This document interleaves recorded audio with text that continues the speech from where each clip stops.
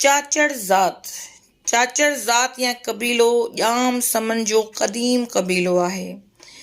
ॼाम चाचड़, ॼाम चेवड़ ख़ान समूह पुट ॼाम वेनू ख़ान समूह जी नस्ल मां आहे। हिन ज़ात वारा सिंधु नदीअ जे किनारे सां सिंध ऐं पंजाब जे मुख़्तलिफ़ शहरनि में आबाद आहिनि। मालूंद, ज़राअत ऐं ज़मींदारी किर्त सां लाॻापियल हिन कबीले जी अक्सरियत कचे तोड़े शहरनि जी रहाकू आहे। Encyclopedia of tribes and caste मूजिबि चाचड़ सेलरो, सभागो, सोसार, उमरकोट जे राजा भंगाराय जा क़ैदी हुआ। डॉक्टर लाल बख्श नाइच ऐं ॼामोट हाजी ख़ान चाचड़ जी तहक़ीक़ मूजिबि ॼाम चेवड़ जी औलाद मां चाचड़ सां गॾु ॿिया भाइर कबीला धारेजा, सेलरा, सिड, लढड़, सरड़, सबाया, सुधाया ऐं गलेजा वग़ैरह थिया। चाचड़ जो औलाद नंबर 1 चुट्टा ख़ान मां चुट्टा पाड़ो जंहिं ते सरदारी पग आहे। नंबर 2 जोगाणंद ख़ान मां जोगाणी पाड़ो। नंबर 3 नारंग ख़ान मां नारगाणी पाड़ो। नंबर 4 जूणे ख़ान मां जाणेजा पाड़ो। नंबर 5 धीउ राजबाई मां राजॾेही पाड़ो थियो। एस सादिक अली जी किताब the races found in Sindh, Balochistan and Afghanistan में चाचड़ जे बारे में सादिक अली लिखे थो त चाचड़ समा क़ौम जो वॾो कबीलो आहे जेको असल चचकान क़दीम लाड़ बदीन जो शहर हो उते वेठल हुआ।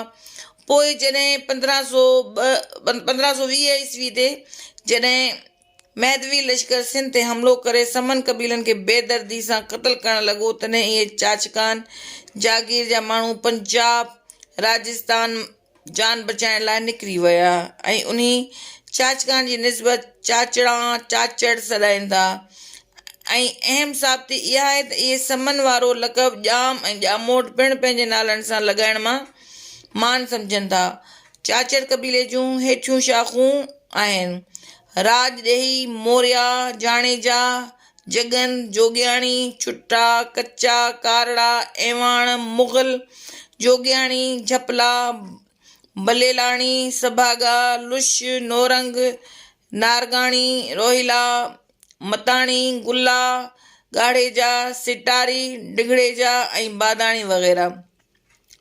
चाचड़ ज़ात जा माण्हू सखर, घोटकी, कशमोर, कंदकोट, जेकब आबाद, लाड़काणो ज़िले में अक्सरियत सां आबाद आहिनि। संदन कुझु तादाद नवाबशाह, ठठे, थरपारकर, हैदराबाद ज़िलनि में बि रहे थो, जॾहिं त पंजाब में मुल्तान, खुशाब, टोबा टेक सिंह, सरगोदा ऐं साहिवाल में बि चाचड़ रहनि था जिन मां के राणा सॾाइनि था। इन्हनि खां सवाइ कोट मिठनि वटि चाचड़ा शरीफ़ ज़िले राजणपुर में बि चाचड़ अक्सरियत सां रहनि था। सराइकी इलाइक़े में रहंदड़ चाचड़ बिरादरी सराइकी ॻाल्हाए थी। 12वीं सदी हिजरीअ जो नामवर मुहदिस ऐं आलिम शेख मोहम्मद हयात सिंधी बि चाचड़ हो जंहिंजी औलाद मां मौलाना अब्दुल कादिर अल-मुल्ला ताज़ो वफ़ात कई आहे। कबीले जो सरदार पहिरियां सरदार अली मर्दान ख़ान हो। संदसि वफ़ात खां पोइ हाणे हिन कबीले जो सरदार संदसि फर्ज़ंद हाजी ख़ान चाचड़ आहे जेको 2 भेरा सूबाई असेंबलीअ जो मेंबर पिणु रही चुको आहे।